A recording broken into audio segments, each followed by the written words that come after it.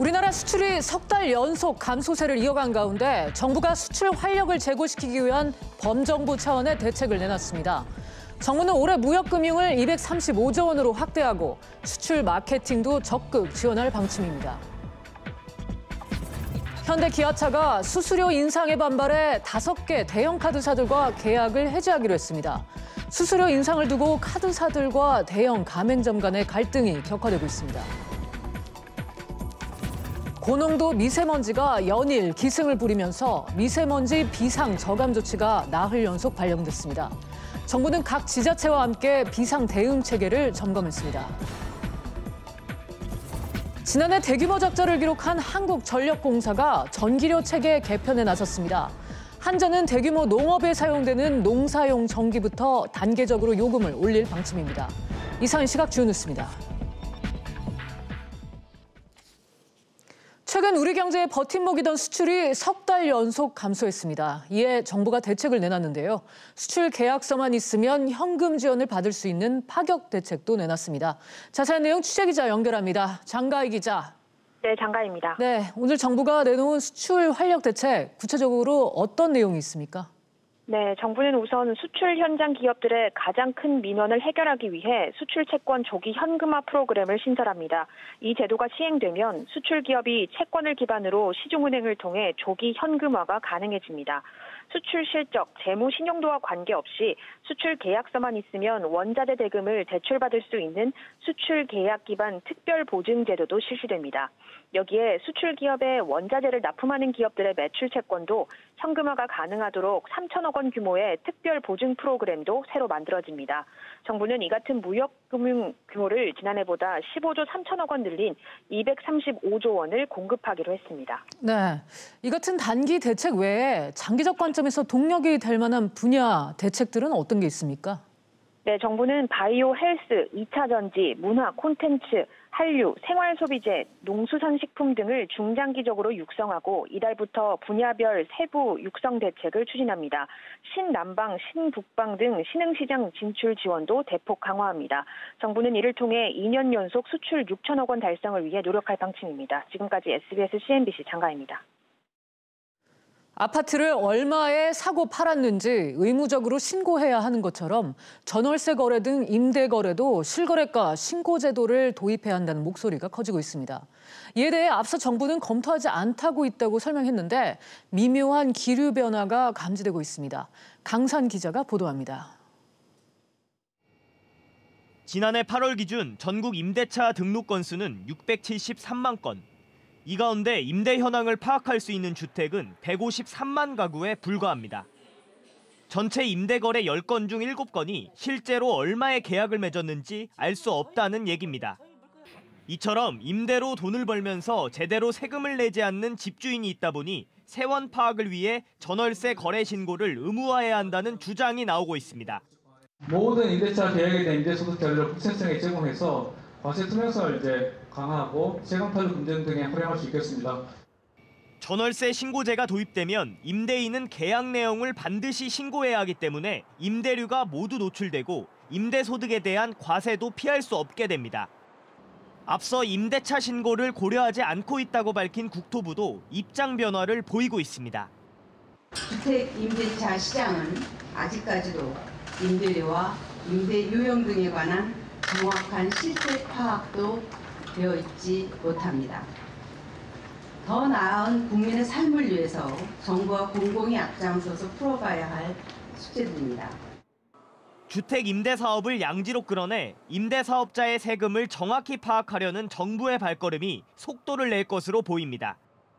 SBS CNBC 강산입니다.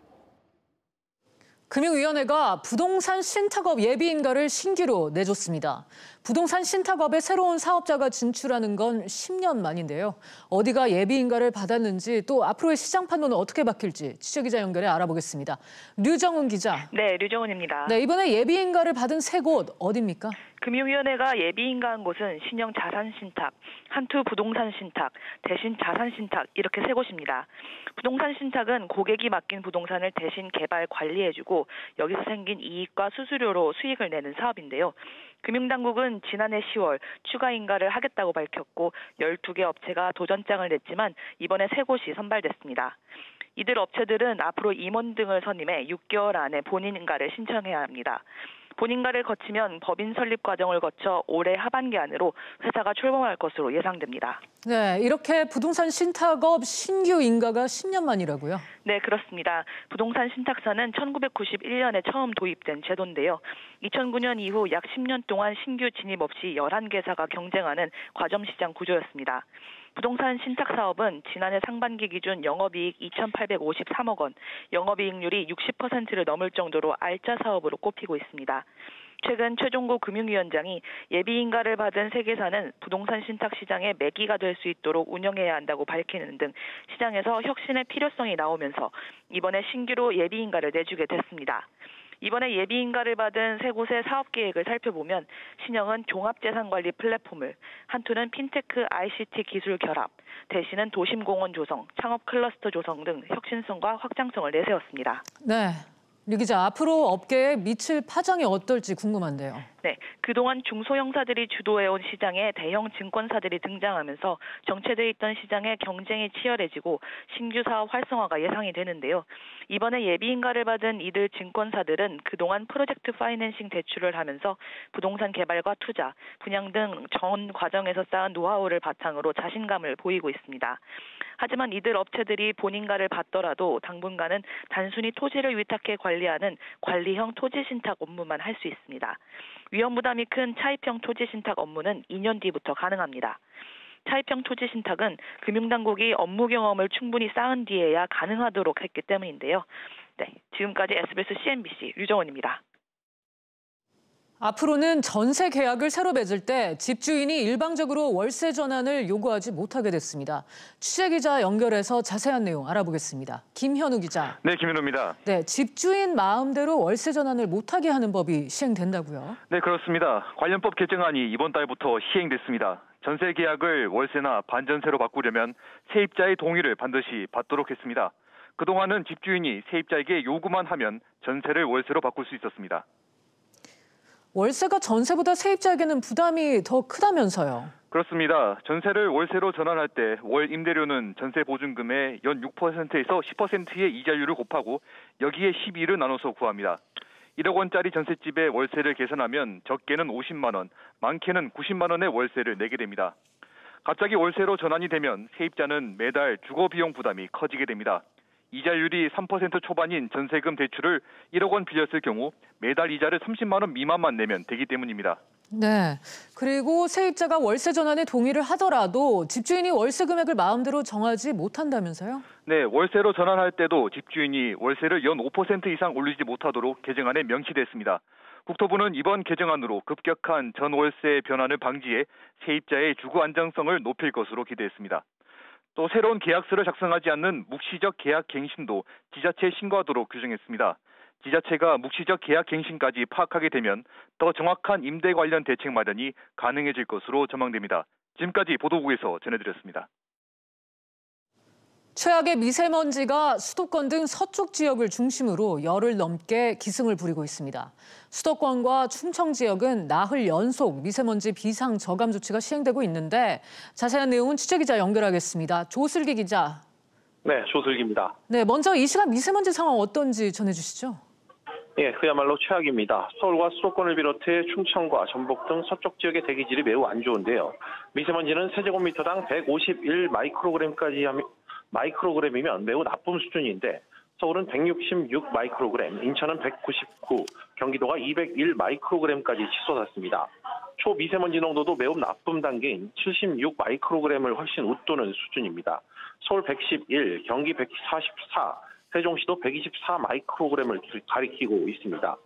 우리나라 주변에 꽉 막힌 공기흐름 탓에 국내에서 발생한 먼지가 흩어지지 못하는 게 주된 원인인데요. 여기에 중국발 오염물질도 추가로 날아올 것이라는 예보도 나온 상황입니다. 현재 수도권을 포함해 전국 9개 시도에 비상 저감 조치가 발령된 상태인데요.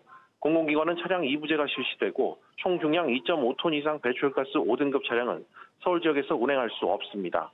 또 화력발전 출력을 제한하고 먼지 배출 사업장 운영 시간도 단축됩니다. 네, 이렇게 미세먼지가 연일 기승을 부리면서 정부도 긴급회의를 열었죠. 네, 오늘 오전 10시 조명래 환경부 장관 주재로 미세먼지 긴급 점검 회의를 가졌습니다. 비상 저감 조치가 발령된 9개 지역 광역 단체장 등과 함께 지자체별 조치 사항과 향후 대책 등을 점검했는데요. 환경부는 실외 공기질이 당분간 나쁠 것으로 예상된다며 되도록이면 바깥 활동을 줄이는 등 건강관리에 주의를 당부했습니다. 지금까지 SBS CNBC 조슬기입니다. 한국전력이 전국의 농가와 대규모 기업농 등이 사용 중인 전기료를 올리는 방안을 추진할 걸로 보입니다. 취재기자 연결해서 자세한 내용 알아보겠습니다. 서주연 기자. 네, 서주연입니다. 네, 한전이 농사용 전기요금을 단계적으로 올리는 방안을 검토 중이라고요. 네, 그렇습니다. 한전은 국회 에너지특별위원회에 제출한 자료에서 대규모 기업 농을 시작으로 단계적으로 농사용 전기요금을 현실화하겠다고 밝혔는데요. 주택용 누진제와 산업용 요금 체제 개편을 추진해온 한전이 농사용 전기료까지 손을 대기로 한 겁니다. 네, 서 기자, 이렇게 농업용 전기부터 요금 인상을 하는 이유는 뭔가요? 네, 그간 국회 국정감사 등에서는 하림, 삼성, 오리온 등 대기업들이 산업용 전기 대신에 농사용 전기를 사용해서 수십억 원의 전기료를 아끼고 있다는 지적이 끊이지 않았었는데요. 영세 농민 지원이라는 농사용 전기의 취지에 맞지 않는다는 겁니다.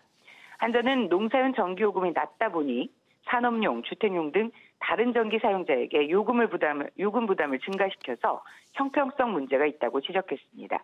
한전은 6월 전에 구체적인 인상폭 등을 정할 방침입니다. 네, 그렇다면 산업용이나 주택용 요금 체계도 개편은 어떻게 이루어질 전망인가요? 네, 산업용 요금은 전기 사용이 적은 밤 11시부터 오전 9시까지 요금을 올리고 나머지 시간대 요금을 낮출 전망입니다. 주택용 누진제는 현재 최고 요금 차이가 3배인 누진율을 낮게 조정하거나 여름에만 누진제 구간을 확대하는 방안이 전망됩니다. 전기를 적게 쓰는 가구에 주는 필수 사용공제 혜택을 폐지하는 대신에 사회 취약계층을 대상으로 요금 할인을 늘릴 계획입니다. 지금까지 SBS CNBC 서주연입니다. 현대차, 기아차가 신용카드사 5개사에 대해서 계약 해지를 통보했습니다. 취재기자 연결합니다. 정지환 기자. 네, 정지환입니다. 네, 현대차그룹이 카드사를 겨냥해 계약 해지를 통보했는데 어떤 카드사들이 대상입니까? 네, 현대자동차는 신한카드, KB국민카드, 삼성카드, 롯데카드, 하나카드 등 5개 회사에 오는 10일부터 계약을 해지한다고 통보했습니다. 현대차는 지난달부터 카드사의 수수료 인상에 불만을 표시하며 인상을 유예하지 않으면 계약 파기도 검토할 수 있다는 입장을 내세워 왔는데요. 지난 1일 카드업계가 대형 가맹점 수수료를 인상하고 첫 영업일에 바로 계약 해지를 통보한 겁니다. 수수료 인상 유예 제안을 받아들인 BC카드, NH농협카드, 현대카드, 시티카드는 기존 수수료를 유지한 상태에서 현대차와 수수료 협상을 진행합니다. 한편 현대차와 같은 계열사인 기아자동차도 다음 날인 11일부터 5개 카드사와 가맹점 계약을 해지합니다. 사실상 10일부터 이들 카드로는 현대차나 기아차를 살 수 없다는 얘기인데 이렇게 결정을 내리게 된 이유가 뭡니까? 네, 카드업계는 지난 1일부터 연매출 500억 원 이상 대형 가맹점의 카드 수수료를 일제히 올렸는데요. 자동차 업계의 경우 기존의 1.8%였던 수수료율이 1.9%로 올랐습니다. 현대차는 카드사들이 수수료율 인상에 대한 구체적인 근거도 제시하지 않고 일방적으로 적용했다며 계약 해지 이유를 설명했습니다. 카드업계 관계자는 통상적으로 새로운 수수료율을 적용하고 협상이 되면 차액을 소급 적용해주는데 이런 선례를 남기면 좋지 않다면서 통보된 날짜까지 고객에 불편을 주지 않도록 협상을 이어가겠다고 밝혔습니다. 지금까지 SBS CNBC 정주환입니다. 삼성, SK, LG 등 국내 전기차 배터리 생산 업체들이 유럽에서 공격적인 시설 투자에 나서고 있습니다. 취재기자 연결해 자세한 내용 알아보겠습니다. 권세욱 기자. 네, 권세욱입니다. 네, LG화학이 유럽의 배터리 공장을 증설하는 방안을 검토 중이라고요? 네, LG화학은 폴란드 브로츠와프에 있는 공장을 확장하거나 다른 지역의 공장을 추가 설립하는 등 유럽 시설 투자 확대를 검토하고 있습니다. 공장을 추가로 세운다면 벤츠와 BMW 등의 본사와 생산 공장이 있는 독일의 인근 국가가 될 것으로 보입니다. LG화학은 이번 증설 검토가 내년까지 생산 능력을 100에서 110기가와트/아워로 확대하겠다는 목표에 따른 것이라고 설명했습니다. 네, 삼성과 SK도 잇따라 시설 투자에 나섰는데 배터리 공장의 투자를 늘리는 이유는 뭡니까? 네. 유럽의 전기차 시장이 확대되면서 배터리 수주가 빠르게 늘고 있기 때문입니다. 이에 따라 SK이노베이션은 지난달 27일 헝가리 제2 공장 설립에 9,500억 원을 투자하겠다는 계획을 내놨습니다. 또 삼성 SDI도 헝가리 공장을 증설하기 위해 5,600억 원을 투자하기로 결정했습니다. 배터리 3사의 유럽 투자 규모는 올해 1년에만 2조 원을 넘을 것으로 보입니다. 네, 이렇게 배터리 시장 규모가 커지면서 시장이 재편될 가능성도 점차 진다고요? 네, 독일 다임러는 글로벌 업계 8에서 9위 수준인 중국의 페러시스와 공급 계약을, 폭스바겐은 10위권 밖에 있는 SK이노베이션과의 합작회사 설립을 추진하고 있습니다. 이렇게 완성차 업체들이 배터리 공급을 다변화하면서 업체들 간의 합종 연행이 이뤄지며 시장 재편 가능성도 관측되고 있습니다. 지금까지 SBS CNBC 권재욱입니다. 국내 1위 게임업체 넥슨 인수에 나선 업체들의 이름이 구체적으로 거론되고 있습니다. 후보들이 압축된 만큼 인수전이 속도를 낼 걸로 보입니다. 자세한 내용 취재기자 연결하겠습니다. 김성훈 기자. 네, 김성훈입니다. 네, 넥슨 인수에 뛰어든 업체들의 윤곽이 나왔다고요? 네, 투자은행 업계에 따르면 넥슨의 지주회사 NXC의 매각 주관사인 도이치증권과 모건스탠리는 예비 입찰에 참여한 인수 후보 중 5개 업체를 적격 인수 후보로 선정했습니다. 카카오와 텐센트, MBK 파트너스와 베인캐피털 등 4곳과 해외 사모펀드 1곳인 것으로 알려졌습니다. 매각 주관사는 한 달간 예비 실사를 거친 뒤 이르면 다음 달 초 본입찰을 할 것으로 보입니다. 네, 업체들은 컨소시엄 구성을 하기 위해서 동분서주하는 것 같더군요. 네, 이번 매각 대상은 넥슨 창업주 김정주 회장과 특수관계인이 보유한 NXC 지분 전량인데요. 많게는 15조 원 이상의 거래 금액이 예상돼 매각 과정에서 컨소시엄 구성이 활기를 띨 것이란 관측이 나옵니다. 넷마블은 MBK 파트너스와 재무적 투자자들과 카카오는 증권사들과 자금 조달을 위해 손을 맞잡은 것으로 알려졌습니다. 상황에 따라 컨소시엄 간의 제휴가 있을 가능성도 배제할 수 없습니다. 네, 중국의 IT 기업 텐센트의 참여도 주목되죠? 네, 텐센트는 적격 인수 후보에 포함된 것으로 알려졌는데요. 업계에서는 국내 기업이 외국에 팔린다는 부정적인 여론이나 중국 내부의 자금 조달 상황 등에 따라 텐센트가 독자 컨소시엄 대신 넷마블이나 카카오 등 다른 컨소시엄에 참여할 가능성도 있는 것으로 보고 있습니다. 지금까지 SBS CNBC 김성훈입니다. 국정농단 사태 이후 적폐 집단으로 몰린 전국경제인 연합회가 이름을 바꾸겠다고 공언한 게 2년 전입니다. 그동안처럼 기업 오너가 아니라 기업이 중심이 되는 단체로 탈바꿈하겠다는 뜻이었는데요. 공수표가 되고 있습니다. 안재희 기자가 보도합니다. 전국경제인연합회는 지난 2017년 3월 명칭 변경을 포함한 3가지 혁신안을 발표했습니다. 지난 50년간 사용해온 전국경제인연합회의 간판을 내려놓겠습니다. 회원 기업들이 중심이 되는 한국기업연합회로 거듭나겠습니다. 하지만 2년이 지난 지금도 이름은 그대로입니다. 이름을 바꾸려면 산업통상자원부에 신청해서 정관을 개정해야 하는데 이를 위한 명칭 변경 안건은 올해 총회에서도 논의조차 되지 않았습니다. 회장단 회의를 대체할 경영이사회 신설 안건 역시 마찬가지입니다. 정경련이 혁신에 미온적이란 평가가 나오는 이유입니다. 당대표는 그렇게 하셨는데 저희 쪽에 실무적으로 신청을 안 해주신 거죠. 정관변경 신청이 들어오면 검토해서 처리를 할 겁니다. 말씀을 드릴 수밖에 없는 거죠. 정경련은 승인 가능성을 검토해서 시기를 조율 중일 뿐 백지화는 아니라고 해명했습니다.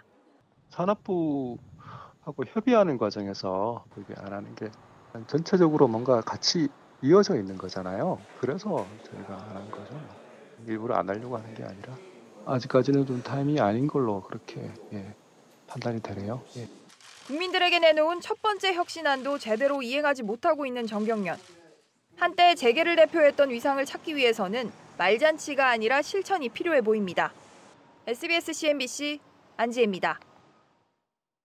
정부가 각종 과세 체계와 조세제도 합리화에 나서겠다고 밝혔습니다. 홍남기 경제부총리는 신용카드, 소득공제 등 비과세 감면제도를 올해 세법 개정 과정에서 정비하고 주세 과세 체계와 가업 상속 지원 제도, 증권거래세 조정 등 제도 개선에 나설 것이라고 밝혔습니다.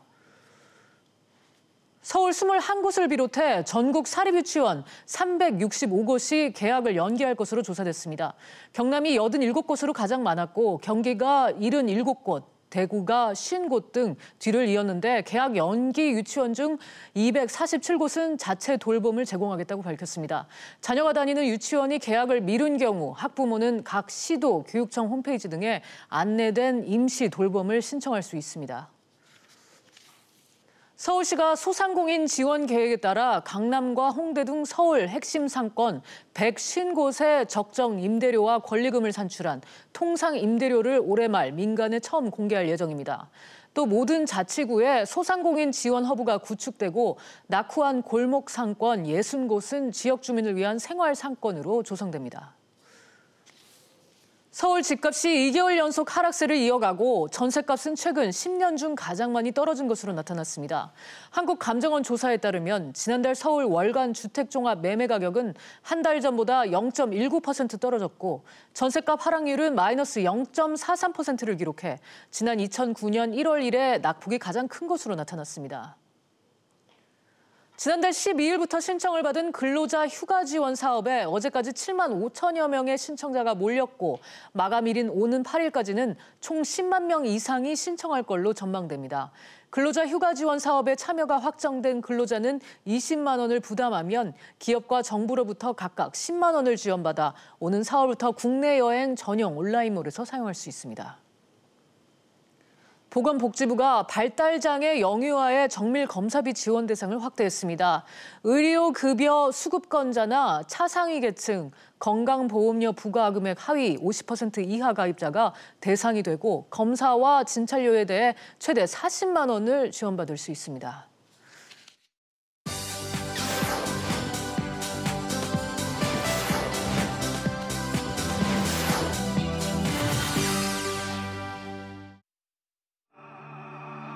(1909년) 동지들과 함께 단지를 통해 결의를 다지는 안중근 의사.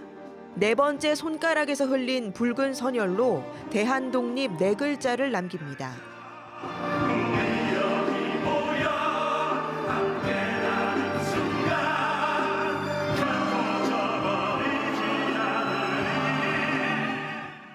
뮤지컬 영웅은 이토 히로부미를 저격하고 수감돼 순국하기까지 1년 동안의 여정을 속도감 있게 그렸습니다. 2009년 처음 무대에 오른 뒤 대한뮤지컬 대상 등 창작 뮤지컬로는 최다 수상 기록을 세웠습니다. 10년 동안 안중근 역할을 맡아 정중근이라 불리는 배우 정성화 씨는 풍부한 성량과 섬세한 연기를 선보입니다. 독립운동가 만해 한용운의 친필 원고가 일반에 처음 공개됐습니다. 1919년 옥중에서 53장에 걸쳐 만해의 독립정신을 써내려간 선언문입니다.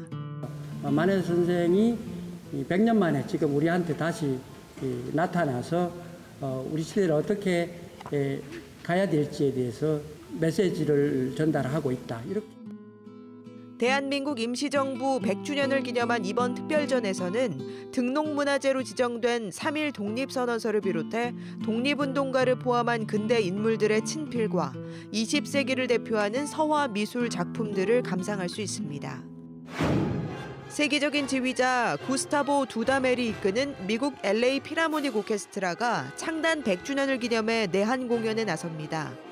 두다멜은 댄스와 연극, 영화 등 다양한 협업을 시도하면서 딱딱한 오케스트라에 새바람을 불어넣고 있습니다.